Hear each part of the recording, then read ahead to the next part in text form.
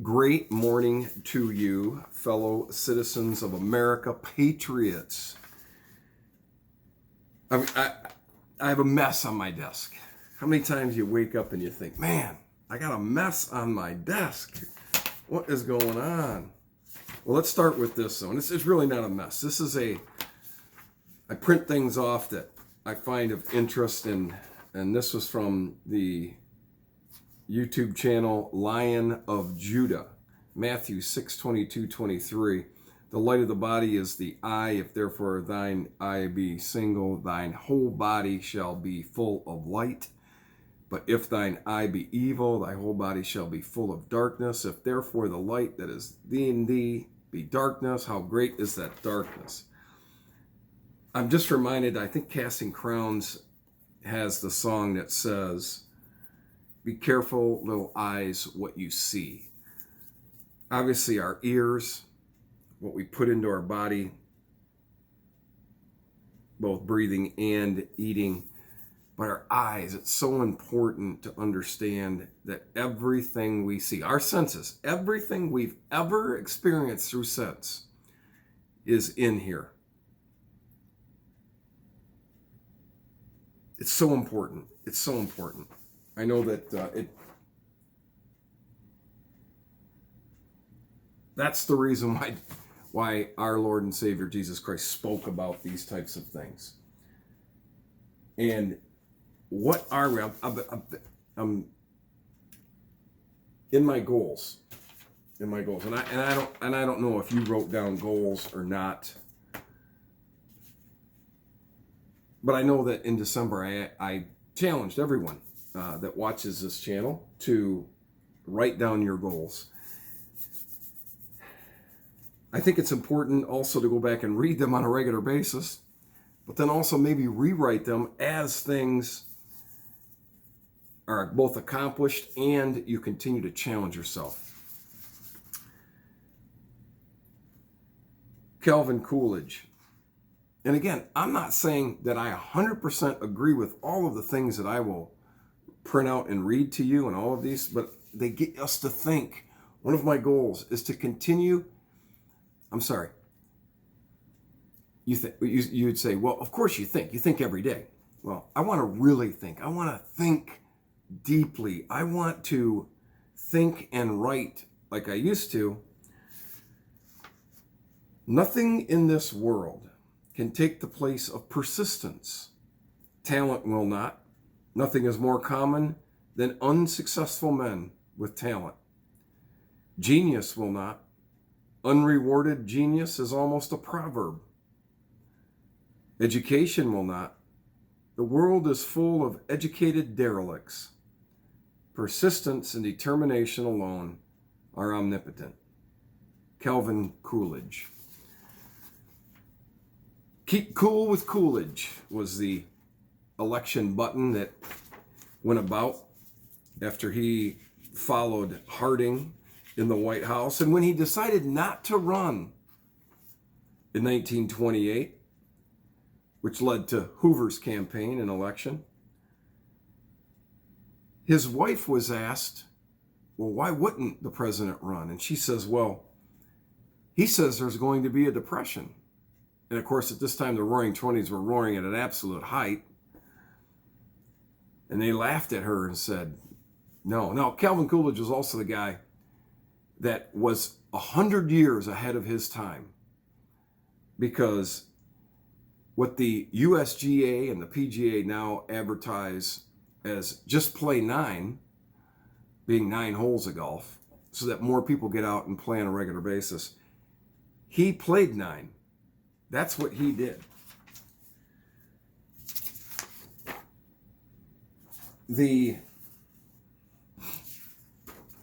is from somebody's, I don't even know if this is, I think it looks like a Twitter feed. I'm not on Twitter, so, but it was sent to me. Andrew, thank you very much for sending this out. And it's Kyle Becker, at the real Kyle Becker, I guess. I think it's a Twitter feed.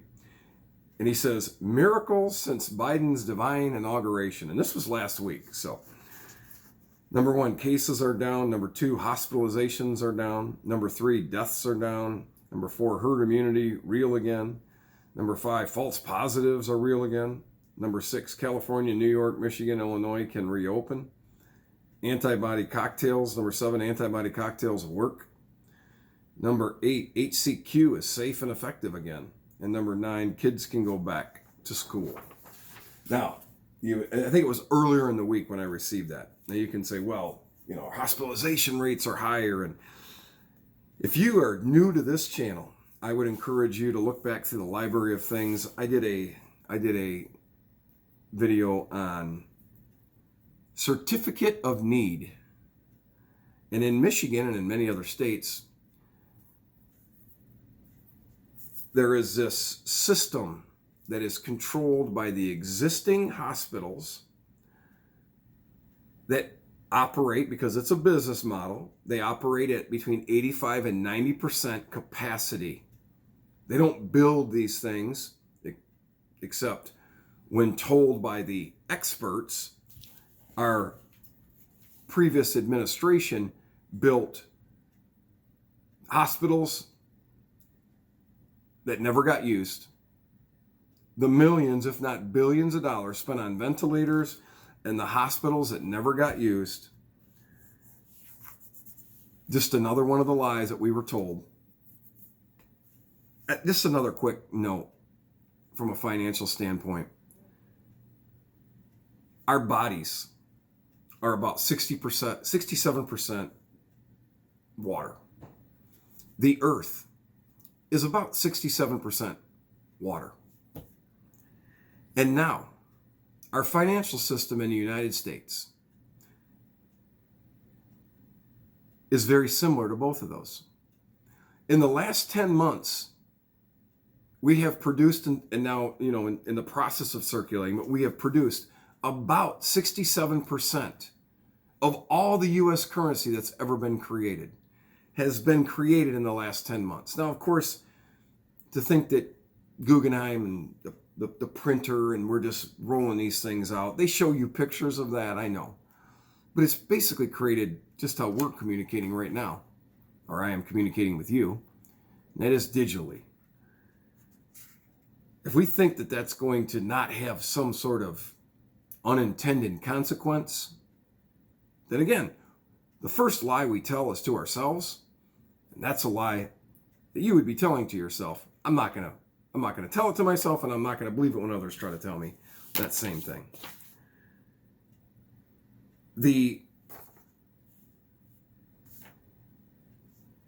Another thing I wanted to share real quick is by John Stossel. And this is a very quick article about what Thomas Sowell said can teach us about standing up to the mob. Joe Biden says he'll advance racial equity by making bold investments in affordable housing, aiding businesses owned by black and brown people, establishing an equity commission, etc. I want to stop right there and say, wow, Mr. Ben Carson has been in charge of the urban development and the opportunity zones that have been going on with the previous administration. More efficient, less bureaucracy. Folks, I hope we start to pay attention to almost all of the solutions that the Biden administration has already suggested and started to roll out is very much in line with what the Trump administration was doing, except that it adds a great deal of bureaucracy, which means what? More of your money and my money to pay for it all. Back to the article. Gosh, that'll do it. Others demand reparations for slavery, more social programs, and defunding the police. Yet economist Thomas Sowell says, quote, I haven't been able to find a single country in the world where policies advocated for blacks in the United States lifted any people out of poverty, end quote. Sowell's a black man who grew up in poverty. His father died before he was born. His mother died soon after. He says, we were much poorer than the people in Harlem and most anywhere else today, he reflects. But in the sense of things you need to get ahead, I was enormously more fortunate than most black kids today. That's because he discovered the public library. When you start getting in the habit of reading when you're 8 years old, it's a different ballgame, Sowell says. Exploring Manhattan, he saw disparities in wealth.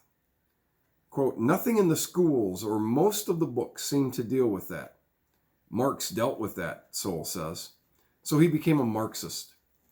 What began to change his beliefs was his first job at the U.S. Department of Labor. He was told to focus on minimum wage. At first, he thought the minimum wage was good. Quote, all these people are poor and they'll get a little higher income. That'll be helpful, he reasoned. But then he realized there's a downside. They may lose their jobs. His colleagues at the Labor Department didn't want to think about that. Quote, I came up with how we might test this. I was waiting to hear congratulations, but I could see these people were stunned.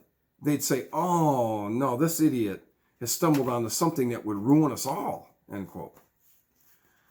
Once he saw how government workers often cared more about preserving their turf than actually solving problems, Sowell rethought his assumptions. He turned away from Marxism and became a free market economist, writing great books like Basic Economics, Race and Culture, and then Stossel's favorite title, The Vision of the Anointed, Self-Congratulations as a Basis for Social Policy. That title sums up a lot. Today's self-anointed leaders talk constantly about how America's systemic racism holds back black people. Propaganda, Sowell calls it. If you go back to the 20s, you find that married couple families were much more prevalent among blacks. As late as 1930, blacks have lower unemployment rates than whites. But if systemic racism was the cause of inequality, he says, all these things that we complain about and attribute to the era of slavery should have been worse in the past than in the present. Sowell says the bigger cause of black America's problems today is the government welfare initiated in the 1960s.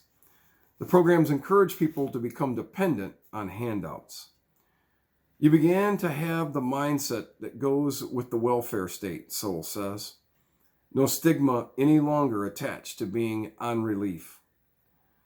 Sowell concludes that government programs that are supposed to help minorities do more harm than good.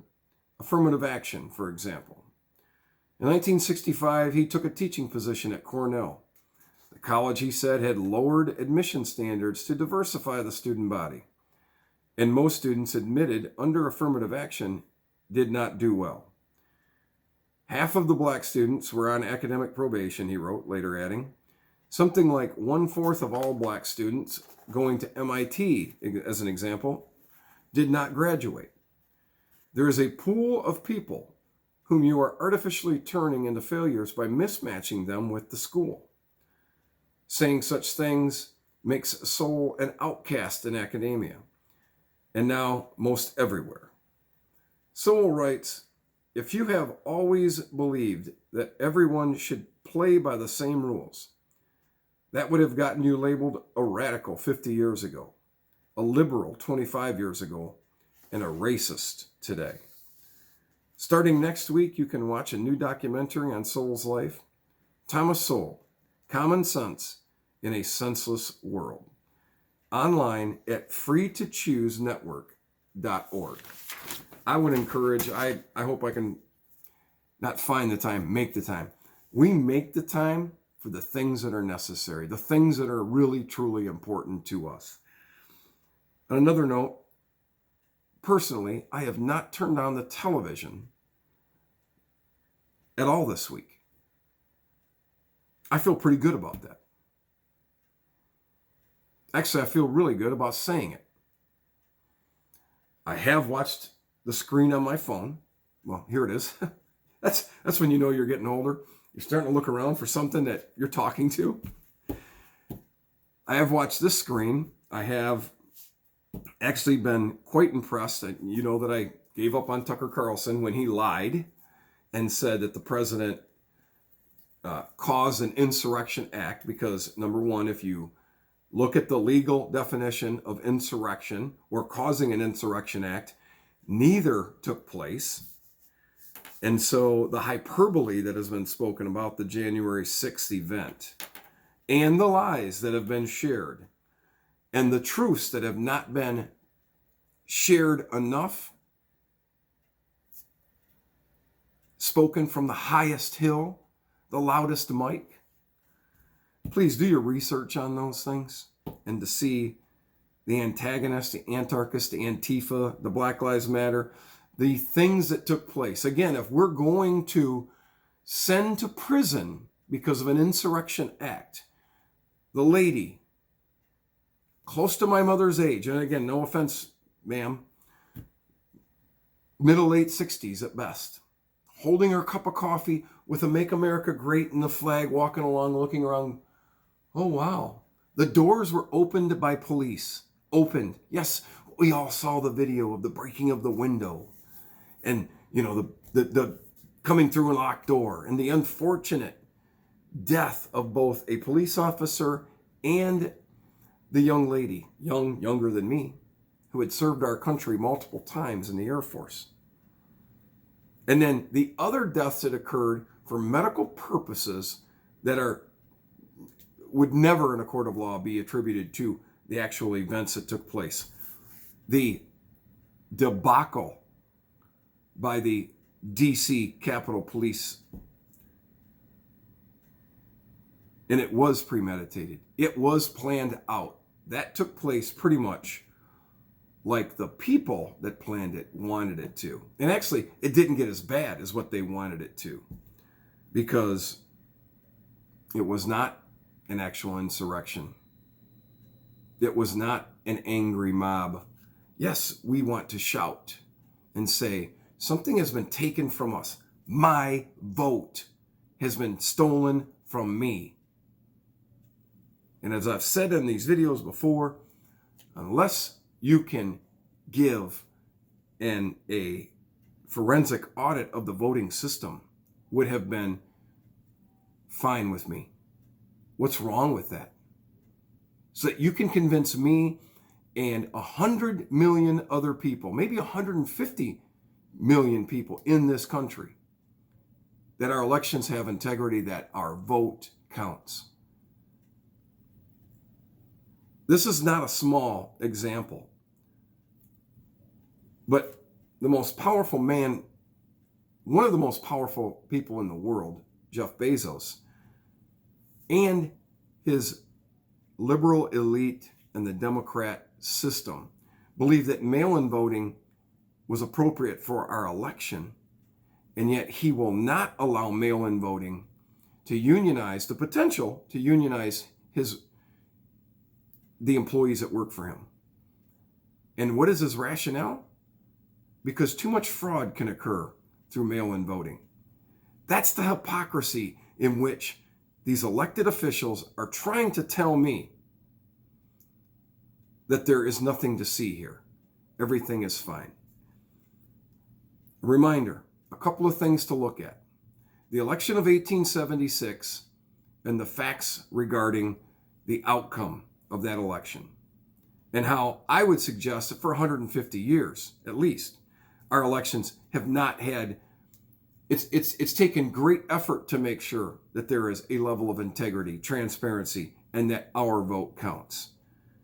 And I say about because Thomas Jefferson became the president of the United States because he disallowed and he did not acknowledge electoral votes that came in that he believed were fraudulent.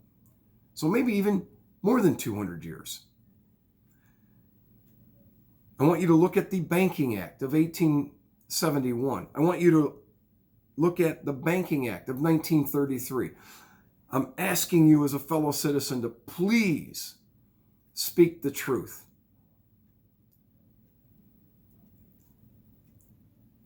I'm going to share more videos, obviously. And some people, and we're developing our own site, and some people have asked, why are you still on YouTube? These tech platforms, and partly because you can watch this because I'm probably not going to hit 100 views. once you hit a certain level of, which would be great. Which would be great if you shared this, if everybody shared this with 5 people and all those 5 people watched it and shared it, because then it would be taken down. Because I've just expressed some, our fact checkers have decided that this is not complete, it's out of context or whatever.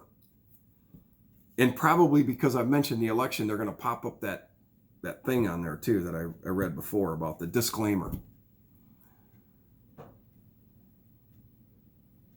This cannot be an echo chamber. And if it does become an echo chamber, like mainstream media wants to eliminate all of these freedom of conversation platforms, which is what they originally suggested they were, then we have to have more conversations in person. And let's not be afraid to have conversations in person. If you are watching this, it was shared by somebody else, or you are a subscriber to this channel and you want to have a discussion with me, I welcome that. Especially if it's outside my worldview, or you want to call me out and say, hey, what you said is not true. Okay, let's have a conversation. And if you get this and you want to have a conversation in the public square, somewhat public square, I mean, we'd go in the studio, we could sit down, we could tape this and display it to the world, because you believe that you have a worldview that is slightly different than mine or completely opposite of mine, and you want to destroy me in a conversation and embarrass me, and so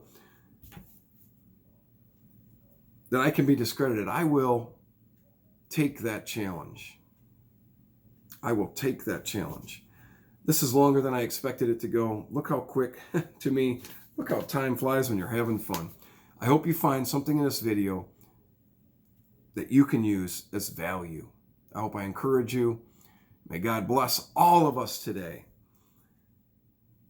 in America. Everyone.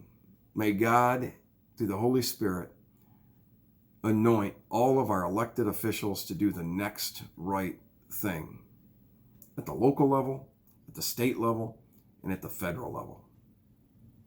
I love America. Please share this with somebody else.